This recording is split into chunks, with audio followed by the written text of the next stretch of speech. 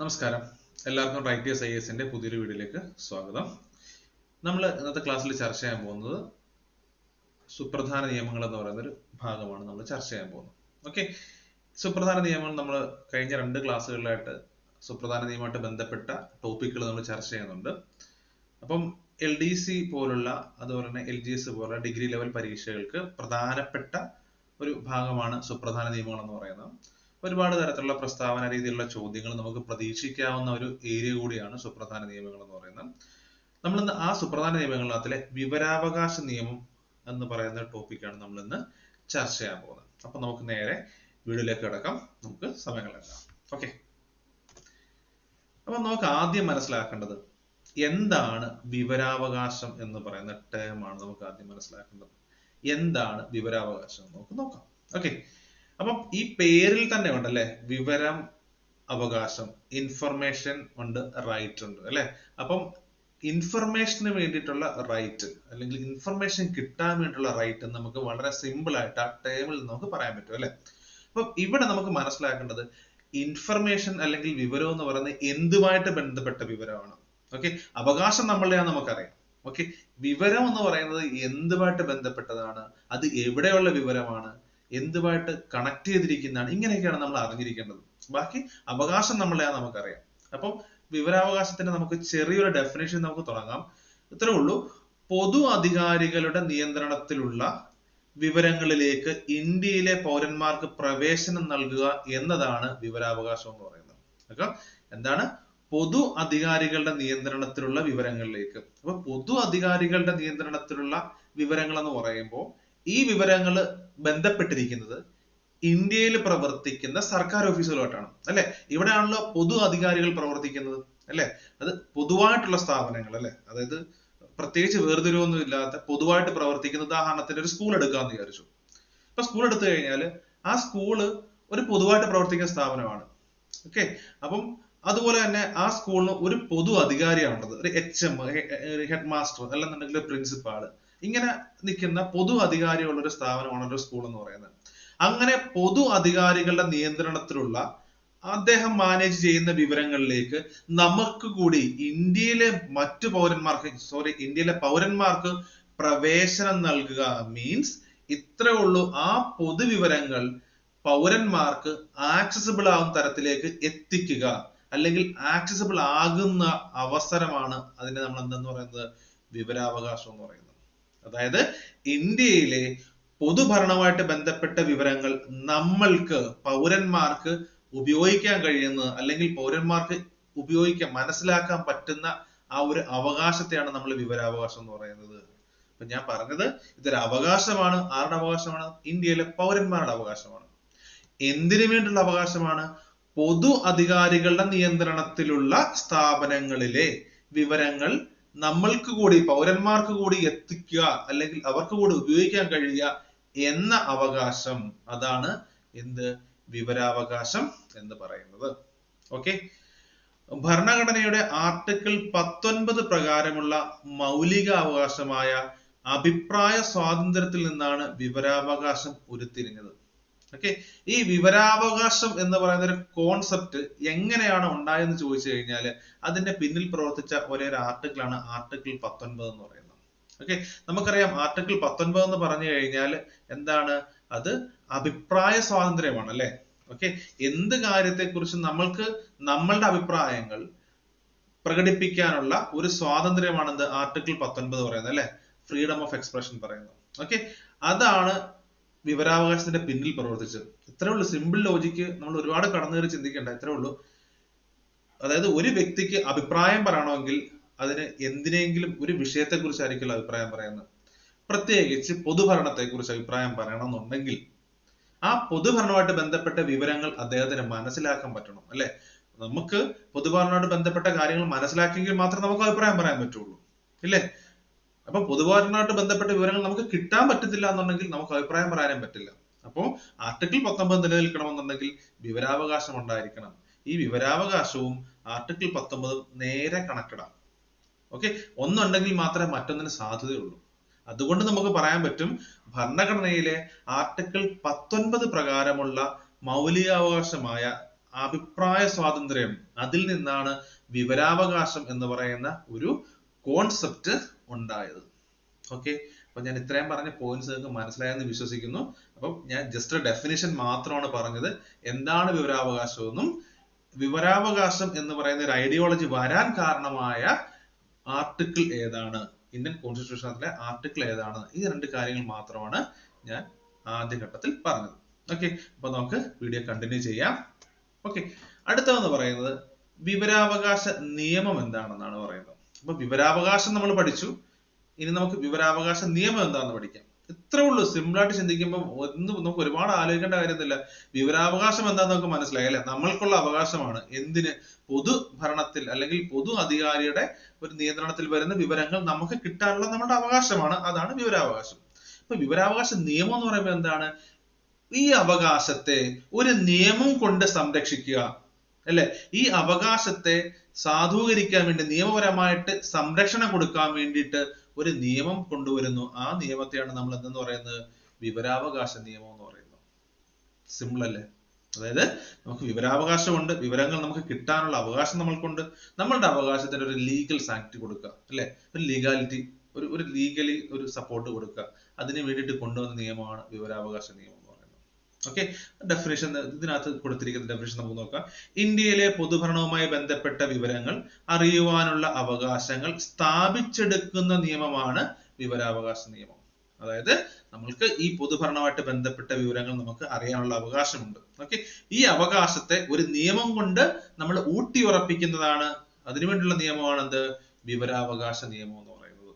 അപ്പൊ വിവരാവകാശമായി, വിവരാവകാശ നിയമമായി. ഓക്കെ, ഈ ഒരു നിയമം കൊണ്ടുവന്നതിന്റെ ലക്ഷ്യങ്ങൾ എന്തൊക്കെയാന്ന് നോക്കാം. എന്തിനു വേണ്ടി ആയിരിക്കാം ഈ നിയമങ്ങളൊക്കെ കൊണ്ടുവന്നത് നോക്കാം. ഓക്കെ, കുറെ ലക്ഷ്യങ്ങളുണ്ട്. ആ ലക്ഷ്യങ്ങൾ നോക്കാം. ഒന്നാമത്തെ ലക്ഷ്യം എന്ന് പറയുന്നത് ഭരണ സുതാര്യത ഉറപ്പുവരുത്തുക. അപ്പൊ ട്രാൻസ്പെറൻസി. ഓക്കെ, ട്രാൻസ്പെറൻസി ഉറപ്പുവരുത്തുക. ഇപ്പൊ നമ്മളുടെ നാട്ടില് ഒരു സർക്കാർ സ്ഥാപനം പ്രവർത്തിക്കുന്നു. ഓക്കെ, അത് സുതാര്യമാണ് എന്ന് പറയുന്ന എപ്പോഴാണ്? നമ്മൾക്ക് അവിടെ എന്തൊക്കെയാണ് പ്രവർത്തനങ്ങൾ നടക്കുന്നത് എന്ന് പൊതുജനങ്ങൾക്ക് ഒരു ഐഡിയ കിട്ടുമ്പോഴാണ് പറയാൻ പറ്റുന്നത് അവിടെ സുതാര്യമാണ് അവിടുത്തെ പ്രവർത്തനങ്ങൾ എന്ന് പറയുന്നത്. ഇല്ലേ? നമ്മൾക്ക് മനസ്സിലാക്കാൻ പറ്റണം അവിടെ എന്താണ് പ്രവർത്തനം നടക്കുന്നത്. ഇപ്പൊ ഒരു വില്ലേജ് ഓഫീസിൽ എടുക്കുകയാണെന്നുണ്ടെങ്കിൽ ആ വില്ലേജ് ഓഫീസിൽ എന്തൊക്കെ പ്രവൃത്തികളാണ് രാവിലെ മുതൽ വൈകുന്നേരം വരെ നടക്കുന്നത് എന്ന് നമുക്ക് മനസ്സിലാക്കാൻ പറ്റിയെങ്കിൽ നമുക്ക് പറയാൻ പറ്റും ആ ഒരു ഓഫീസിന് സുതാര്യത ഉണ്ടെന്ന്. ഇപ്പൊ അവിടെ നടക്കുന്ന കാര്യങ്ങളൊന്നും നമുക്ക് ഒന്നും അറിയാൻ പറ്റുന്നില്ല എന്നുണ്ടെങ്കിൽ നമുക്ക് പറയാൻ പറ്റുമോ ട്രാൻസ്പെറൻസി ഉണ്ടെന്ന്? ഇല്ല, അവിടെ സുതാര്യത ഇല്ല. അപ്പോ ഈ വിവരാവകാശ നിയമം വന്നതോടുകൂടി നമ്മൾക്ക് അറിയാൻ പറ്റും അവിടെ എന്തൊക്കെ പ്രവൃത്തിയാണ് നടക്കുന്നത്. ഇല്ലേ? അവിടെ നമുക്ക് വേണ്ട വിവരങ്ങൾ നമുക്ക് അവിടെ നിന്ന് കളക്ട് ചെയ്യാൻ പറ്റും. ഇല്ലേ? അതായത് അവിടുത്തെ ഡേറ്റാബേസ് എന്ന് പറയുന്നത് നമുക്ക് ഏത് സമയത്തും നമുക്ക് ആക്സസിബിൾ ആണ് അല്ലെ? ഇന്ത്യൻ പൗരന് കിട്ടാവുന്ന തരത്തിലുള്ള വിവരങ്ങളാണ് അവിടെ സൂക്ഷിച്ചിരിക്കുന്നത്. അതുകൊണ്ട് നമുക്ക് പറയാൻ പറ്റും അവിടുത്തെ പ്രവർത്തനം സുതാര്യമാണ്, അവിടുത്തെ ഭരണം സുതാര്യമാണ്. അങ്ങനെ ഒരു ഭരണ സുതാര്യത ഉറപ്പുവരുത്താൻ കഴിയുന്നു എന്തിലൂടെ? ഈ വിവരാവകാശ നിയമം കൊണ്ടുവന്നതിലൂടെ. ഓക്കെ, അതുപോലെ തന്നെ അടുത്ത പോയിന്റ് അഴിമതി നിയന്ത്രിക്കുക. ഇത് ഞാൻ ഇപ്പൊ നമ്മൾ പറഞ്ഞു നിർത്തിയ പോയിന്റ് തന്നെയാണ്. ഭരണ സുതാര്യത കൂടുമ്പോൾ അവിടെ അഴിമതിക്കുള്ള അവസരം കുറയുക ചെയ്യുന്നത്. ഇല്ലേ? സുതാര്യമാണ്, ജനങ്ങൾ നേരിട്ട് ഇടപെടുന്ന ഒരു സർക്കാർ സംവിധാനമാണ് നമ്മുടെ നാട്ടിലുള്ളതെന്നുണ്ടെങ്കിൽ ഒരിക്കലും അവിടെ അഴിമതി എന്ന് പറഞ്ഞ ഒരു സംഗതി അവിടെ ഉണ്ടാവില്ല. അപ്പോൾ നമുക്ക് അഴിമതി എന്ന് പറയുന്ന ആ ഒരു ഈവിളിനെ നമുക്ക് നിയന്ത്രിക്കാൻ പറ്റും. പിന്നെ അതുപോലെ തന്നെ ഉദ്യോഗസ്ഥർക്കിടയിൽ കാര്യക്ഷമത വർദ്ധിപ്പിക്കുക. ഇതും ഞാൻ പറഞ്ഞ പോയിന്റ് തന്നെയാണ്. നമ്മൾ എത്രത്തോളം ഒരു ഭരണ കേന്ദ്രവുമായിട്ട് ബന്ധപ്പെട്ട് നിൽക്കുന്നു, പൊതുജനങ്ങൾ ഭരണകേന്ദ്രമായിട്ട് എത്രത്തോളം ബന്ധപ്പെട്ട് നിൽക്കുന്നു, അവിടെ ഉദ്യോഗസ്ഥർ വളരെ കാര്യക്ഷമമായിട്ട് പ്രവർത്തിക്കും. കാരണം എന്ന് വെച്ച് കഴിഞ്ഞാൽ അവിടെ തട്ടിപ്പ് കാണിക്കാനോ ഒന്നും പറ്റില്ല.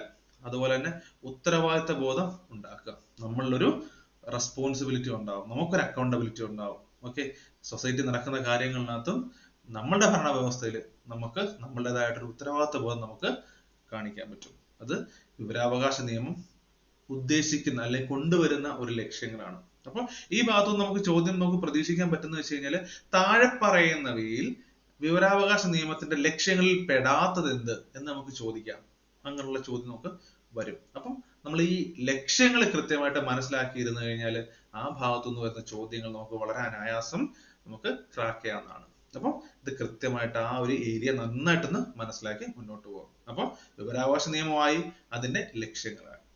നമുക്ക് വീഡിയോ കണ്ടിന്യൂ ചെയ്ത് പോകാം, ശ്രദ്ധിച്ചോളുക. ഇനി വിവരാവകാശ നിയമമായിട്ട് ബന്ധപ്പെട്ട കുറച്ച് ഫാക്റ്റുകളാണ് നമ്മൾ പറയാൻ പോകുന്നത്. ഓക്കെ, വിവരാവകാശ നിയമം.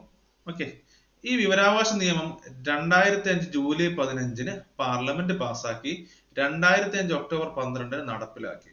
ഓക്കെ, ഇത്രയുള്ള പ്രത്യേകിച്ച് കാര്യമൊന്നുമില്ല. ഈ നിയമം 2005 വിവരാവകാശ നിയമം എന്ന് പറയുന്ന നിയമം 2005 ജൂൺ 15 പാസാക്കി. അതായത് പാർലമെന്റ് പാസാക്കി 2005 ജൂൺ 15. അപ്പൊ നമുക്ക് ഒരു ബില്ല് നിയമമാകുന്ന ഒരു രീതിയൊക്കെ നിങ്ങൾ പഠിച്ചിട്ടുണ്ടാവും. എന്നാലും ഞാൻ ജസ്റ്റ് ഒന്ന് പറയാം. അപ്പം ആക്ച്വലി നമുക്കൊരു നിയമം കൊണ്ടുവരണമെന്നുണ്ടെങ്കിൽ ആ നിയമവുമായിട്ട് ബന്ധപ്പെട്ട ഒരു ബില്ല് അവതരിപ്പിക്കണം. അത് എവിടെയാണ്? നമ്മുടെ പാർലമെന്റിൽ അവതരിപ്പിക്കേണ്ടത് അല്ലെ? പാർലമെന്റ് അവതരിപ്പിക്കണം. ഈ പാർലമെന്റിൽ നമുക്ക് ലോകസഭയിലോ രാജ്യസഭയിലോ നമുക്ക് അവതരിപ്പിക്കാം. എവിടെ വേണമെങ്കിലും നമുക്ക് അവതരിപ്പിക്കാം. എവിടെയാണ്? ലോകസഭയിലോ രാജ്യസഭയിലോ അവതരിപ്പിക്കാം. അപ്പൊ ആദ്യം നമ്മൾ ലോകസഭയിൽ അവതരിപ്പിക്കാന്ന് വിചാരിച്ചു. അപ്പൊ ലോകസഭയിൽ അവതരിപ്പിച്ചു കഴിഞ്ഞ് ലോകസഭ പാസ്സാക്കി കഴിഞ്ഞാൽ അത് നേരെ രാജ്യസഭയിലേക്ക് എത്തും. ഓക്കെ, രാജ്യസഭയും ആ ബില്ല് പാസ്സാക്കി കഴിഞ്ഞാൽ നേരെ നമുക്ക് പ്രസിഡന്റിന്റെ അടുക്ക് ചെല്ലും. ഇന്ത്യൻ പ്രസിഡന്റിന്റെ അടുക്ക്. പ്രസിഡന്റ് ഫൈനലി സൈൻ ചെയ്താൽ ആ ബില്ല് എന്തായി മാറുന്നു? അതൊരു ആക്ടായി, ഒരു നിയമമായിട്ട് മാറുന്നു. ഇതാണ് ആ പ്രോസസ് എന്ന് പറയുന്നത്. അപ്പൊ നമ്മള് വിവരാവകാശ നിയമം പഠിക്കുമ്പോൾ നമ്മള് കുറച്ച് ഡേറ്റുകൾ ഓർത്ത് വെക്കണം. പരീക്ഷയ്ക്ക് പഠിക്കുമ്പോൾ കോമ്പറ്റേറ്റീവ് എക്സാം നമ്മൾ പഠിക്കുകയല്ലേ, അപ്പൊ നമ്മൾ കുറച്ച് ഡേറ്റ് ഓർത്ത് വെക്കണം. ഒരു ഡേറ്റ് എന്ന് വെച്ചാൽ ലോകസഭയിൽ എന്ന് പാസ്സാക്കി, അടുത്ത ഡേറ്റ് രാജ്യസഭയിൽ നിന്ന് പാസ്സാക്കി, പ്രസിഡന്റ് എന്ന് സൈൻ ചെയ്തു, പിന്നെ ആക്ട് ആയതിനു ശേഷം കെയിം ഇൻ ടു ഫോഴ്സ് എന്ന് പറയും, അതായത് നിലവിൽ വന്നതെന്ന്, അതും ചോദിക്കും ആ ഡേറ്റ്. അപ്പൊ ഇത്രയും ഡേറ്റുകളുണ്ട് ഒരു നിയമം വരുന്നതുമായിട്ട് ബന്ധപ്പെട്ട്. ഏത് നിയമം നമ്മൾ എടുത്താലും കുറെ ഇതുപോലത്തെ കുറെ ഡേറ്റുകളുണ്ട്. ഈ ഡേറ്റ് നമ്മൾ കൃത്യമായിട്ട് അറിഞ്ഞിരിക്കണം. അപ്പൊ നമുക്ക് ആ ഡേറ്റുകളിലേക്ക് നമുക്ക് നോക്കാം. വിവരാവകാശ നിയമം 2005 ജൂൺ 15 പാസ്സാക്കി. അതായത് പാർലമെന്റ് പാസ്സാക്കി ജൂൺ 15. അതുപോലെ തന്നെ 2005 ഒക്ടോബർ 12 നിലവിൽ വരികയും ചെയ്തു. ഇതാണ് രണ്ട് ഡേറ്റ് എന്ന് പറയുന്നത്. ഓക്കെ, അതുപോലെ തന്നെ 2005 വിവരാവകാശ നിയമത്തിൽ ആകെ 31 വകുപ്പുണ്ട്, 6 അധ്യായങ്ങളുണ്ട്, 2 ഷെഡ്യൂളുണ്ട്. കൃത്യമായിട്ട് ഓർത്തു വെച്ചോണം, ഇമ്പോർട്ടന്റ് പോയിന്റ് ആണ്. ഓക്കെ, ഈ പറയുന്നത് നമുക്ക് എന്താ പറയുക, ഒബ്ജക്റ്റീവ് ടൈപ്പ് ക്വസ്റ്റ്യൻ പ്രതീക്ഷിക്കാവുന്ന സ്ഥലമാണ് ഈ പറഞ്ഞത്. ഓക്കെ, എത്ര വകുപ്പുകളുണ്ട്, എത്ര അധ്യായങ്ങളുണ്ട്, എത്ര ഷെഡ്യൂളുകളുണ്ട് കൃത്യമായിട്ട് ചോദിക്കും, ഓർത്തിരിക്കുക. 31 വകുപ്പുണ്ട്, പിന്നെ 6 അധ്യായങ്ങളുണ്ട്, 2 ഷെഡ്യൂളുണ്ട്. അപ്പം 31, 6, 2 ഇങ്ങനെ ഓർത്ത് വെക്കുക. 3162 എന്ന് ഓർത്ത് വെക്കുക. അപ്പൊ നമുക്ക് വിട്ടുപോകത്തില്ല 3162. ഓക്കെ, 31, 6, 2. ഓക്കെ, അതുപോലെ തന്നെ ഞാൻ മുമ്പേ പറഞ്ഞ പോയിന്റ് ആണ് ലോകസഭ. വിവരാവകാശ ബില്ല് നിയമമല്ല, നിയമമാകുന്നതിന് മുമ്പ് ബില്ല് അവതരിപ്പിക്കണം. ആദ്യം ലോകസഭയിൽ അവതരിപ്പിക്കുന്നു. ലോകസഭ പാസ്സാക്കിയത് മെയ് 11, 2005 ഓക്കെ, മെയ് 11, 2005 ലോകസഭയില് ഈ ബില്ല് പാസ്സാക്കുന്നു. അടുത്ത എങ്ങോട്ടാ ഇത് പോകുന്നത്? അടുത്ത നമുക്ക് രാജ്യസഭയിലേക്കാണല്ലോ പോകുന്നത്. അപ്പൊ രാജ്യസഭ എന്നാ പാസ്സാക്കിയത്? അത് മെയ് 12, 2005. ഓക്കെ, കൃത്യമായിട്ട് ഓർത്തിരിക്കാമല്ലോ. ലോക്സഭ പാസ്സാക്കുന്നത് മെയ് 11, 2005. രാജ്യസഭ പാസ്സാക്കുന്നത് മെയ് 12, 2005. ഓക്കെ, അതുപോലെ തന്നെ അവസാനം വിവരാവകാശ ബില്ല് പ്രസിഡന്റ് ഒപ്പുവെച്ചത് ജൂൺ 15. ഏത് പ്രസിഡന്റ് ആണ് ഒപ്പുവെച്ചതെന്ന് ചോദിക്കും. അതാരാ? APJ അബ്ദുൽ കലാം. ഓക്കെ, അപ്പം എന്തൊക്കെയാണ് നമ്മൾ ഡേറ്റ് പറഞ്ഞത്? ലോക്സഭ പാസ്സാക്കിയത് മെയ് 11, 2005. രാജ്യസഭ പാസ്സാക്കുന്നത് മെയ് 12, 2005. പ്രസിഡന്റ് ഒപ്പുവെച്ചത് ജൂൺ 15, 2005. ഓക്കെ, അപ്പൊ ജൂൺ 15, 2005 ഇതൊരു നിയമമായിട്ട് മാറി. ഓക്കെ, ഏത് പ്രസിഡന്റ് ആണ് ഒപ്പുവെച്ചത്? അത് APJ അബ്ദുൽ കലാം.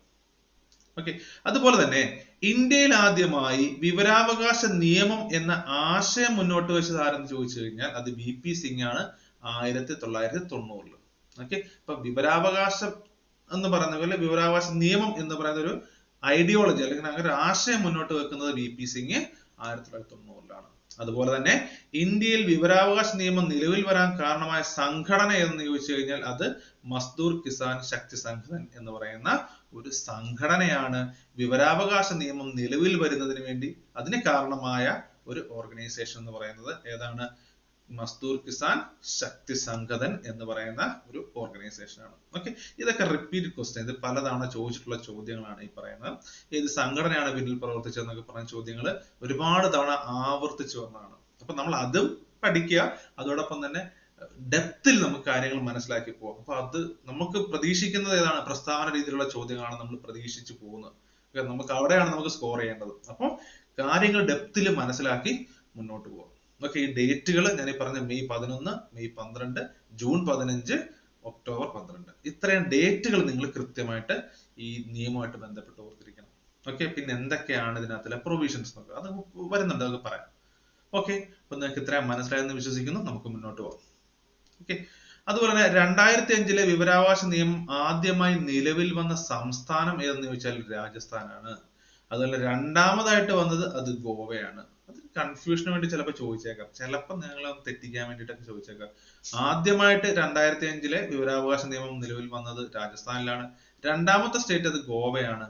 പിന്നെ അതുപോലെ തന്നെ ലോകത്തിൽ ആദ്യമായിട്ട് വിവരാവകാശ നിയമം വന്ന രാജ്യം ഏതെന്ന് ചോദിച്ചാൽ അത് സ്വീഡനാണ് 1766. ഓക്കെ, അപ്പം ഏറ്റവും ആദ്യം വിവരാവകാശം എന്ന് പറയുന്ന വിവരാവകാശ നിയമം എന്ന് പറയുന്ന ഒരു സംഭവം ആദ്യമായിട്ട് വന്ന രാജ്യം അത് സ്വീഡനാണ് 1766. ഇന്ത്യയിൽ ഏത് സ്റ്റേറ്റിലാണ് ആദ്യമായിട്ട് വിവരാവകാശ നിയമം പാസ്സാക്കുന്ന അല്ലെങ്കിൽ കൊണ്ടുവരുന്നത് ചോദിച്ചു കഴിഞ്ഞാൽ അത് രാജസ്ഥാനിലാണ്. രണ്ടാമത്തെ സ്റ്റേറ്റ് വിവരാവകാശ നിയമം കൊണ്ടുവന്ന രണ്ടാമത്തെ സ്റ്റേറ്റ് അത് ഗോവയാണ്. അപ്പം നമ്മൾ കുറച്ച് കാര്യങ്ങൾ, കുറച്ച് ഡേറ്റുകൾ പഠിച്ചു. അതുപോലെ തന്നെ ഏത് സ്റ്റേറ്റിലാണ് ആദ്യമായിട്ട് വന്നതെന്ന് പഠിച്ചു.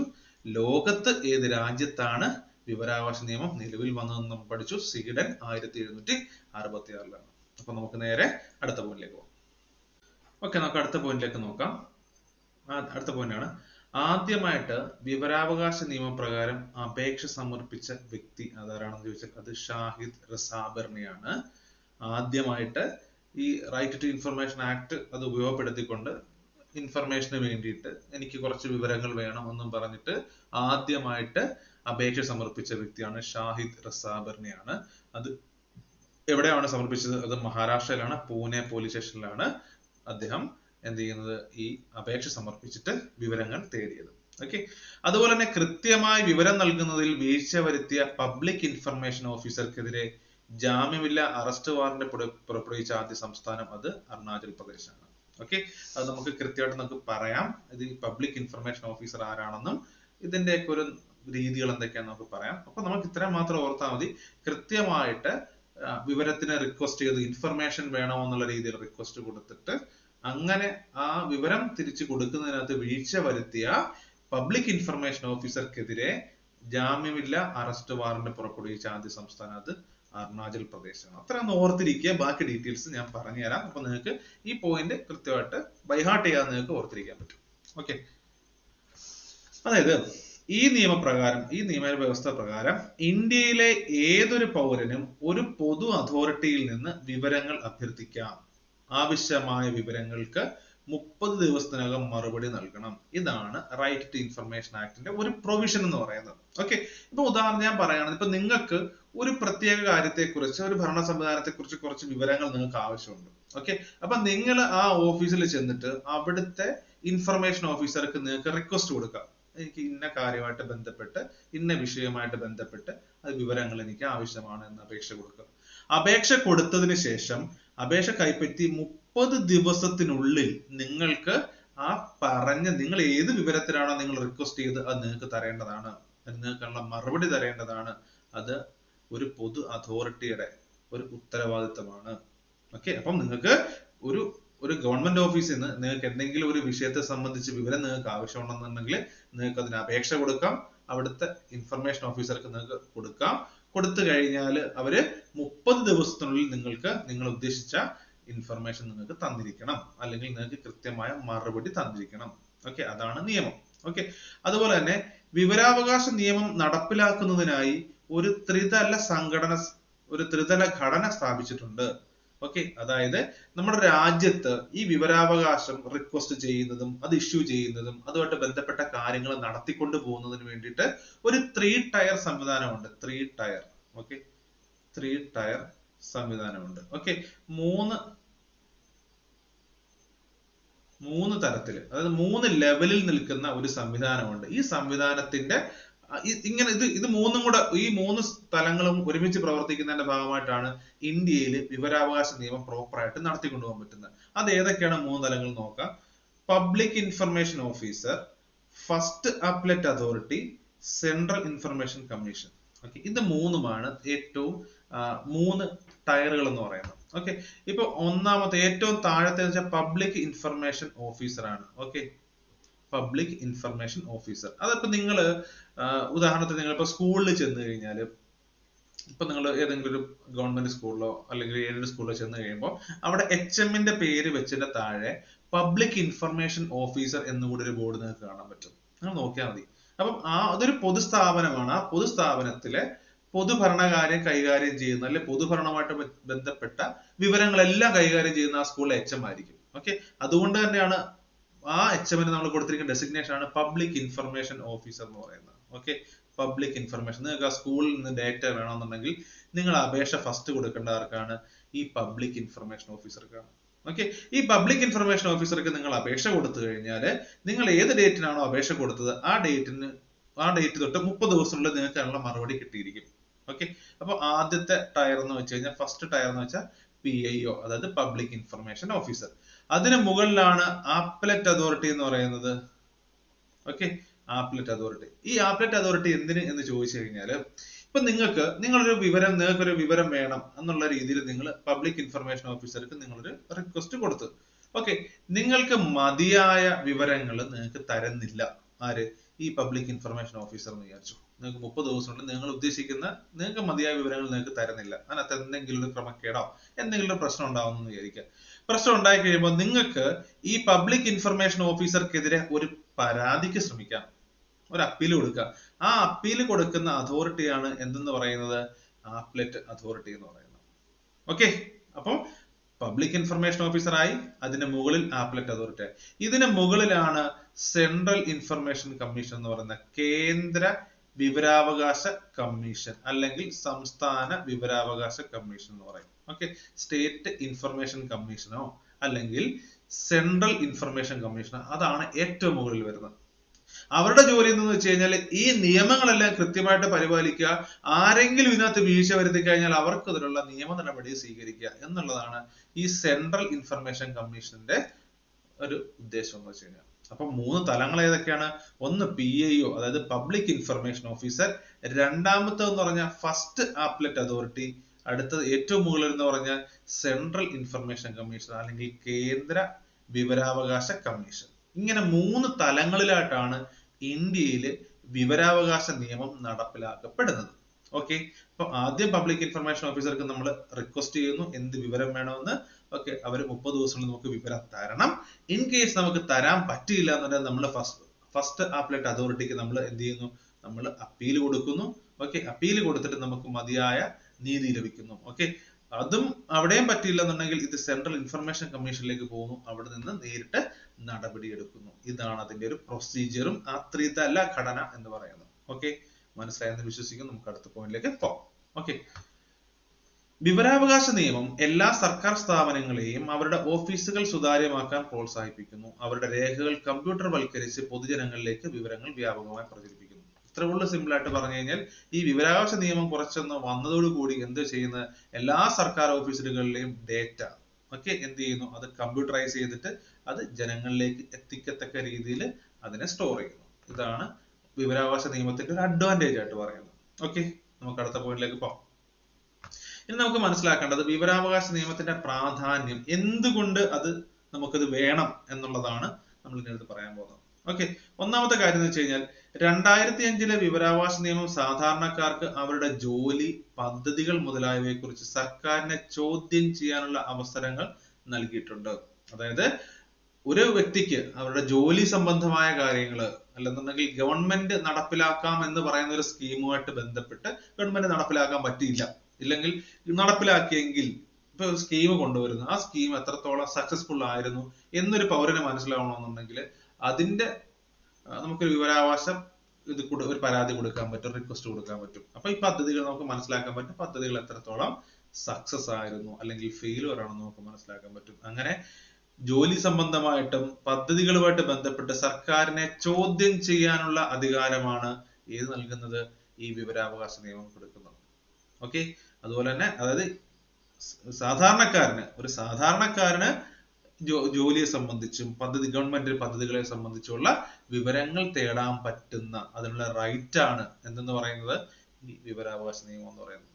അതുപോലെ മണ്ണ്, കൃഷിയുമായി ബന്ധപ്പെട്ട പ്രശ്നങ്ങൾ ഇവയ്ക്കൊക്കെ പരിഹാരം നൽകിക്കൊണ്ട് കർഷകർക്കും ഒരു സഹായം ലഭ്യമാകുന്നുണ്ട്.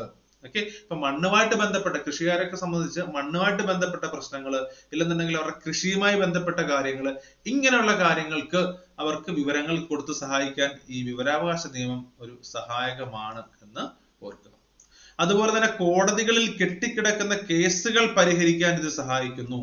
ഈ പറയുന്ന പോലെ കേസുകൾ, ഒരു കേസ് നടക്കുമ്പോൾ ആ കേസിന്റെ ഒരു കാലാവധിയെ കുറിച്ചൊക്കെ നമ്മൾ പോക്സോ കേസിന്റെ കാര്യം നമ്മൾ പറഞ്ഞപ്പോൾ നമ്മൾ കൃത്യമായിട്ട് പറഞ്ഞായിരുന്നല്ലോ, ഇത്ര നാളുള്ള വിചാരണ പൂർത്തിയാവണം എന്നൊക്കെയുള്ള കാര്യങ്ങളുണ്ടല്ലോ.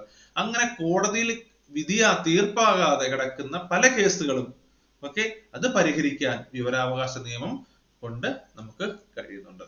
അപ്പൊ അതും വിവരാവകാശ നിയമത്തിന്റെ പ്രാധാന്യമാണ്. അപ്പൊ നമുക്ക് ചോദിക്കാം, ചിലപ്പോൾ നിങ്ങൾക്ക് വരുന്ന ചോദ്യത്തിനകത്ത് കോടതിയിൽ കെട്ടിക്കിടക്കുന്ന കേസുകൾ പരിഹരിക്കുന്നതിന് വേണ്ടി RTI സഹായകമാകുന്നു.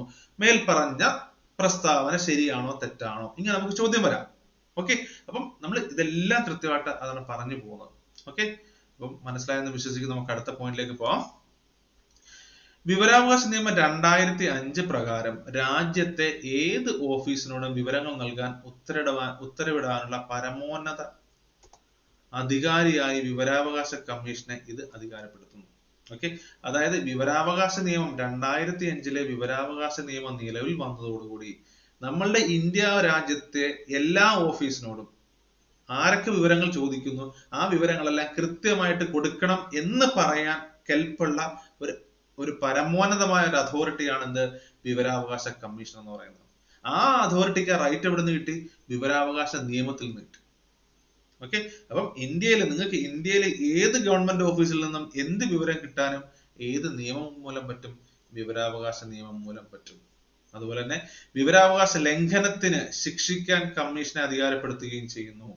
അതുപോലെ തന്നെ നിങ്ങളുടെ റൈറ്റ് ആണ്, നമ്മൾ പൗരന്മാരുടെ അവകാശമാണ് വിവരം അറിയുക എന്നുള്ളത്, അല്ലെ? ആ നമ്മളുടെ അവകാശം ലംഘിക്കപ്പെട്ടു കഴിഞ്ഞാൽ ശിക്ഷ വിധിക്കാൻ ആർക്ക് പറ്റുന്നുണ്ട്? വിവരാവകാശ കമ്മീഷന് പറ്റുന്നുണ്ട്. അപ്പം വിവരാവകാശ കമ്മീഷൻ അതിന്റെ ഒരു റൈറ്റ് കൊടുക്കുന്നത് അല്ലെങ്കിൽ അതിന്റെ പ്രാധാന്യം കൊടുക്കുന്നത് വിവരാവകാശ നിയമമാണ്, അല്ലെ? ഓക്കെ, അതുപോലെ തന്നെ വിവരാവകാശ ലംഘനം നടന്നു കഴിഞ്ഞാൽ ശിക്ഷിക്കാൻ കമ്മീഷനെ അധികാരപ്പെടുത്തുകയും ചെയ്യുന്നു. അതും ആരാ ചെയ്യുന്നത്? വിവരാവകാശ നിയമം ആണ് അതിനുള്ള റൈറ്റ് കൊടുക്കുന്നത്. അപ്പൊ വിവരാവകാശ നിയമം 2005 വരുന്നു. അതിന്റെ പ്രാധാന്യം എല്ലാം നമ്മൾ പറഞ്ഞു കഴിഞ്ഞാൽ കോടതിയിൽ തീർപ്പാകാതെ കിടക്കുന്ന കേസുകൾ പലതും മുന്നിലേക്ക് വരുന്നു. കൃഷിയുമായി ബന്ധപ്പെട്ടും മണ്ണുമായിട്ട് ബന്ധപ്പെട്ടും കാർഷിക ആവശ്യങ്ങൾക്കായിട്ട് ബന്ധപ്പെട്ടുള്ള വിവരങ്ങൾ ഒരു കർഷകന് വിവരം തേടണമെന്നുണ്ടെങ്കിൽ ഈ വിവരാവകാശ നിയമം അയാൾക്ക് ഉപയോഗപ്പെടുത്താവുന്നതാണ്. ഓക്കെ, നിങ്ങൾക്ക് ഞാൻ പറഞ്ഞ പോയിന്റ്സ് ഒക്കെ അപ്പൊ മനസ്സിലാവുമെന്ന് വിശ്വസിക്കുന്നു. അപ്പൊ നിങ്ങൾ ഒന്നുകൂടെ ഈ സ്ക്രീനിൽ കൊടുത്തിരിക്കുന്ന കാര്യങ്ങൾ ഒന്ന് സ്ക്രീൻഷോട്ട് എടുത്ത് വെക്കാം. ഓക്കെ, ഇല്ലെന്നുണ്ടെങ്കിൽ നമ്മൾ ക്ലാസ് കേൾക്കുന്ന കൂട്ടത്തിൽ എഴുതി വെച്ചിട്ട് നിങ്ങൾ പഠിച്ചു പോവുക, കൃത്യമായിട്ട് ഡീറ്റെയിൽ ആയിട്ട് വായിച്ചു പോവാം. നമുക്ക് പ്രസ്താവന രീതിയിലുള്ള ചോദ്യങ്ങൾ വളരെ ഈസി ആയിട്ട് നമുക്കത് ഹാൻഡിൽ ചെയ്യാൻ പറ്റും. ഞാൻ ഒന്നുകൂടെ പറഞ്ഞതാണ്. ഓക്കെ, ഇനി നമുക്ക് പഠിക്കാനുള്ള കേന്ദ്ര വിവരാവകാശ commission, central information commission, CIC എന്ന് പറയും. ഓക്കെ, ഇതൊരു സ്ഥാപനമാണ്.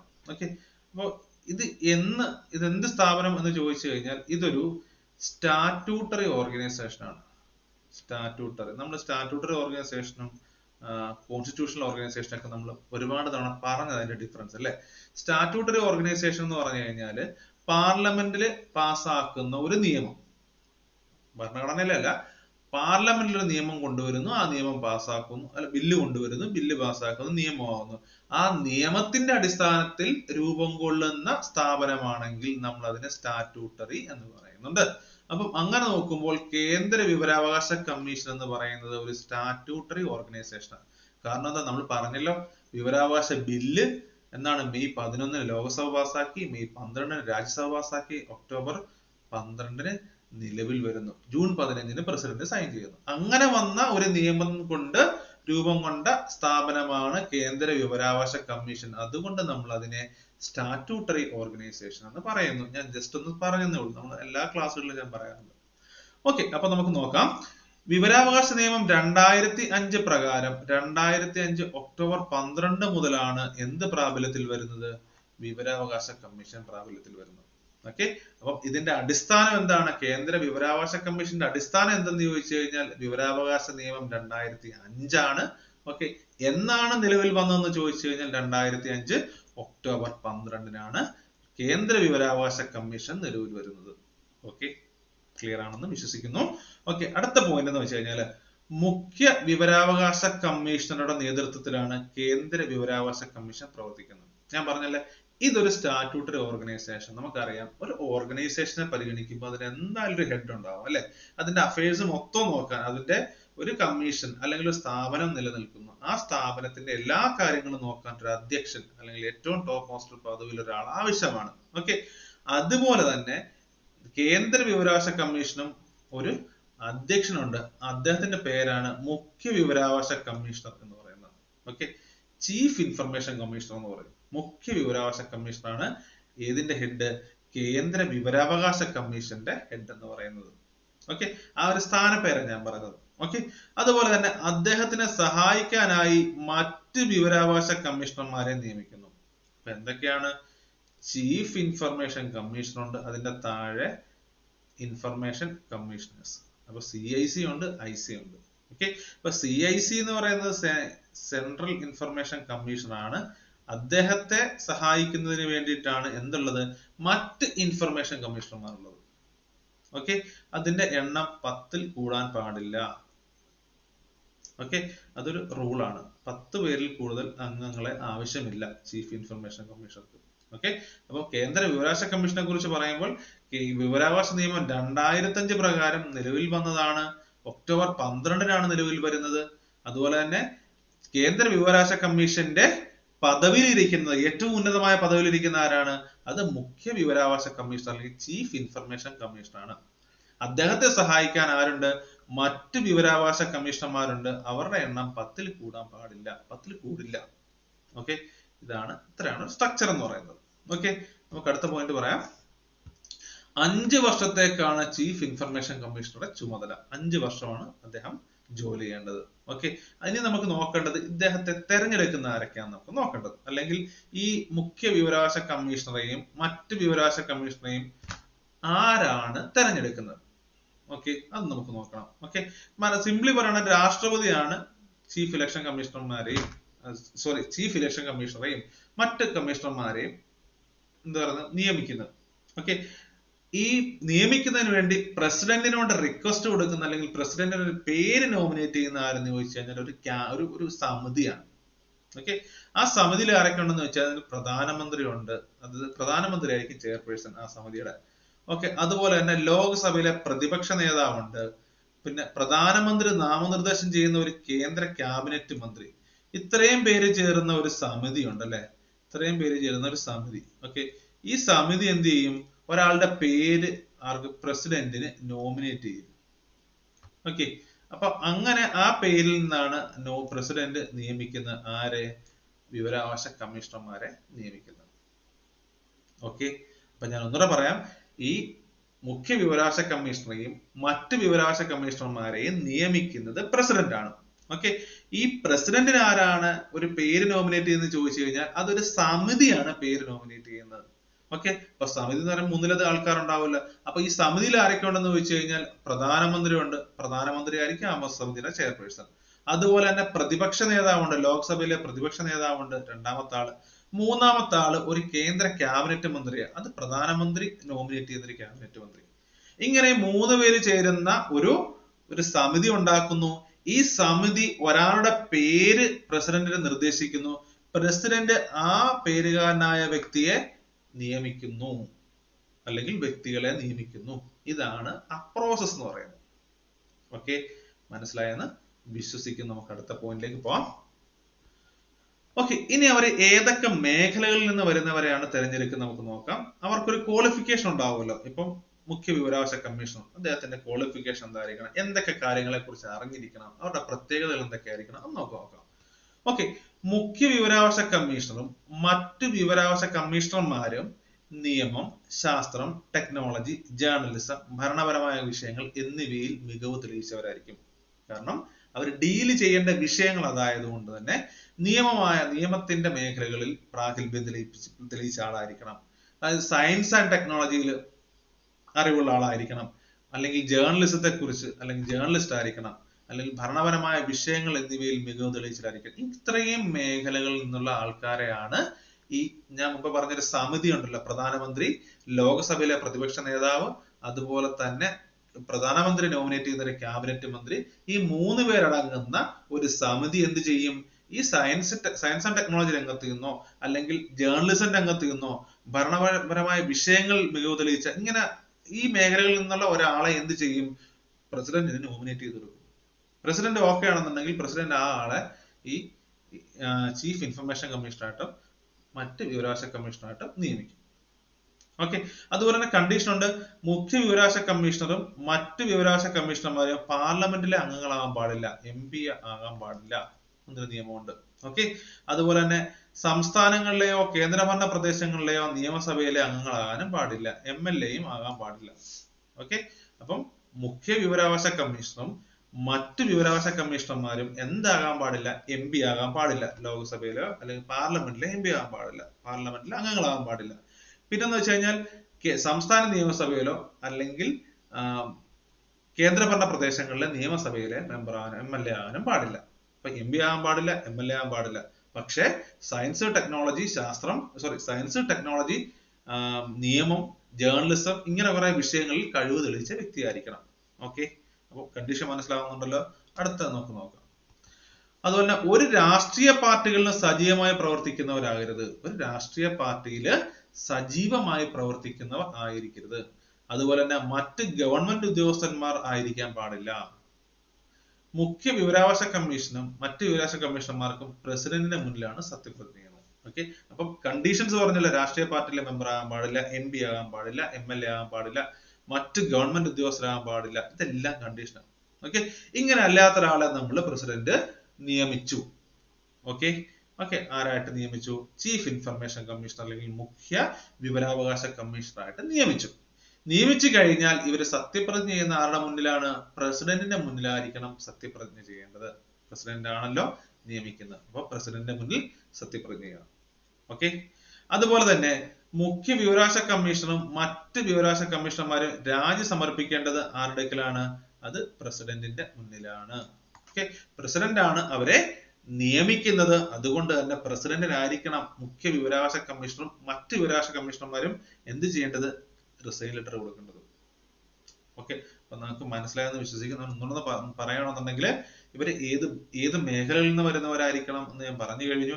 എന്തൊക്കെ ആയിരിക്കരുതെന്ന് പറഞ്ഞു കഴിഞ്ഞു. MP ആകാൻ പാടില്ല, MLA ആകാൻ പാടില്ല, രാഷ്ട്രീയ പാർട്ടികളിൽ സജീവമായി പ്രവർത്തിക്കുന്ന ആളാകാൻ പാടില്ല, മറ്റ് ഗവൺമെന്റ് ഒഫീഷ്യൽസ് ഉദ്യോഗസ്ഥന്മാരാകാൻ പാടില്ല. ഇങ്ങനെ കുറെ കണ്ടീഷൻസ് ഉണ്ട്.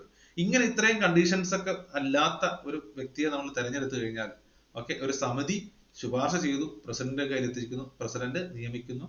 അതിനുശേഷം ഇവർ സത്യപ്രതിജ്ഞ ചെയ്യേണ്ടത് പ്രസിഡന്റിന്റെ മുന്നിലാണ്.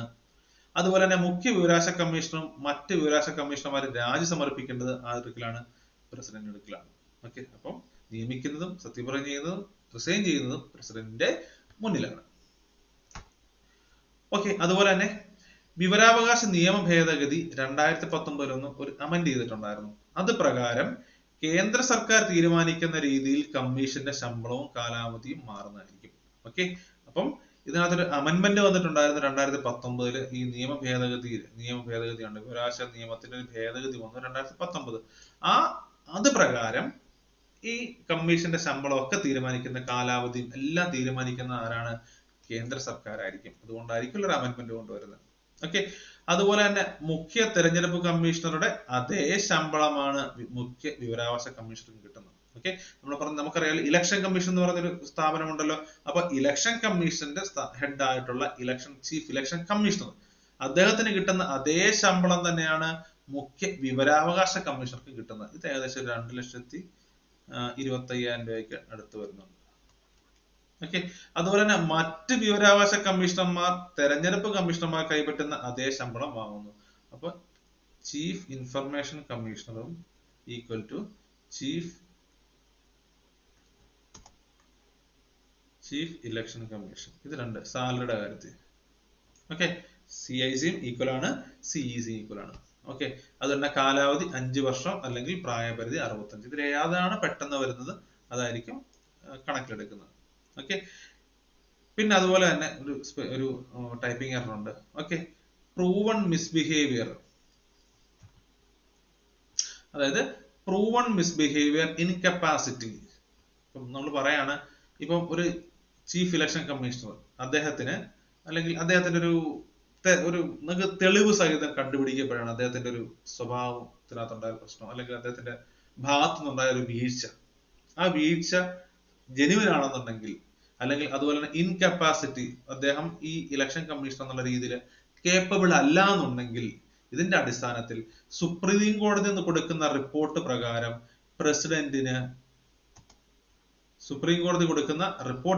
പ്രസിഡന്റിന് വിവരാവകാശ കമ്മീഷനെ സ്ഥാനത്ത് നിന്ന് നീക്കാവുന്നതാണ്. ഓക്കെ, ഞാൻ റിസൈൻ ചെയ്യുന്നത് പ്രസിഡന്റിന്റെ മുന്നിലാണ്. ആര്? വിവരാവകാശ കമ്മീഷണർ, മുഖ്യ വിവരാവകാശ കമ്മീഷണറും മറ്റ് വിവരാവകാശ കമ്മീഷണർമാര് റിസൈൻ ലെറ്റർ കൊടുക്കേണ്ടത് പ്രസിഡന്റാണ്. അത് കണ്ടീഷനാണ്. ഓക്കെ, അതുപോലെ തന്നെ പ്രസിഡന്റിന് ഇവരെ ഈ സ്ഥാനത്ത് നീക്കാൻ പറ്റും. അതിന് രണ്ട് കണ്ടീഷനാണ് പറയുന്നത്.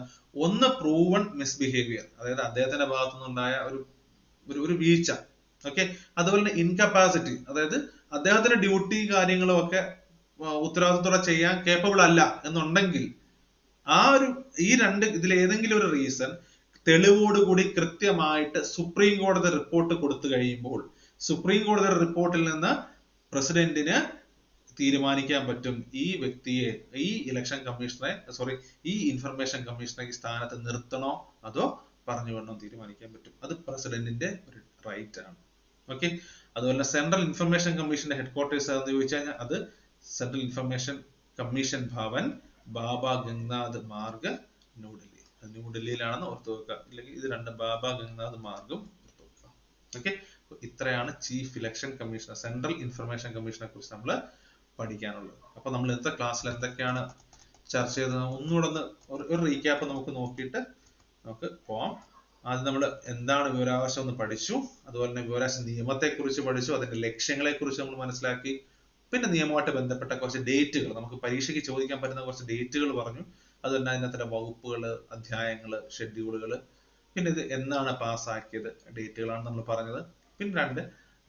പിന്നെ നമ്മൾ അതിനകത്തുള്ള പ്രൊവിഷൻസ് ആണ് പറഞ്ഞത്. ഇത് എങ്ങനെയാണ് നമ്മൾ അപ്ലൈ ചെയ്യുന്നത്, ഇതിന്റെ ഘടന എങ്ങനെയാണ്, ഒരു ത്രിതല ഘടനയുണ്ട്, നമ്മൾ അത് പറഞ്ഞു. പിന്നെ അതുപോലെ തന്നെ കമ്പ്യൂട്ടർ വൽക്കരണം, അതായത് ഈ നിയമം വന്നതിന് ശേഷം ഗവൺമെന്റ് ഓഫീസിലെ റെക്കോർഡ്സ് മുഴുവൻ കമ്പ്യൂട്ടറൈസ് ചെയ്തിട്ട് ജനങ്ങൾക്ക് വളരെ ട്രാൻസ്പെറന്റ് ആയിട്ട് കൊടുക്കാൻ തുടങ്ങി. പിന്നെ ഇതിന്റെ പ്രാധാന്യത്തെ കുറിച്ച് നമ്മൾ പറഞ്ഞു, ഏതൊക്കെ മേഖലകളിൽ ഇത് സഹായിക്കുന്നു നമ്മൾ പറഞ്ഞു. പിന്നെ അതുപോലെ തന്നെ കേന്ദ്ര വിവരാവകാശ കമ്മീഷനെ കുറിച്ച് നമ്മൾ പറഞ്ഞു. ഓക്കെ, അങ്ങനെ അതിന്റെ ഒരു പ്രത്യേകതയും അതിന്റെ നിയമം, നടത്തിപ്പും, സാലറി, ആരാണ് നിയമിക്കുന്നത്, ആയിട്ട് ബന്ധപ്പെട്ട കാര്യങ്ങൾ നമ്മൾ പറഞ്ഞു കഴിഞ്ഞു. ഓക്കെ, ആരൊക്കെ ആകാൻ പാടില്ല ആ സ്ഥാനത്തേക്ക് വരാൻ, ഓക്കെ, ഏതൊക്കെ മേഖലയിലുള്ള ആൾക്കാർ ഈ സ്ഥാനത്തേക്ക് വരാൻ പറ്റില്ല എന്ന് നമ്മൾ പറഞ്ഞു. അപ്പൊ അത് നിങ്ങൾ കൃത്യമായിട്ട് ആ പോയിന്റ്സ് ഒന്ന് ഓർത്ത് വെക്കുക. അപ്പൊ ഇത്രയാണ് നമ്മൾ ഇന്നത്തെ ക്ലാസ്സിൽ ചർച്ച ചെയ്തത്. ഇനി വരുന്ന ക്ലാസ്സിൽ ഇതിന്റെ തന്നെ കുറച്ച് പോർഷൻസ് ഉണ്ടാവും. അതായത് വിവരാവകാശ നിയമമായിട്ട് ബന്ധപ്പെട്ട നമ്മുടെ പാർട്ട് 2 ക്ലാസ് നമ്മൾ ഉടനെ വരുന്നുണ്ട്. അപ്പം നിങ്ങൾ എല്ലാവരും ഇത് നോക്കുക, നന്നായിട്ട് വായിക്കുക. വായിച്ചിട്ട് നിങ്ങളുടെ അഭിപ്രായം നമുക്ക് കമന്റ് ആയിട്ട് പറയുക. അപ്പം എല്ലാവരും നന്നായിട്ട് പഠിക്കുക. എല്ലാവർക്കും ഓൾ ദ വെരി ബെസ്റ്റ്. നന്നായിട്ട് പോട്ടെ. Okay, thank you.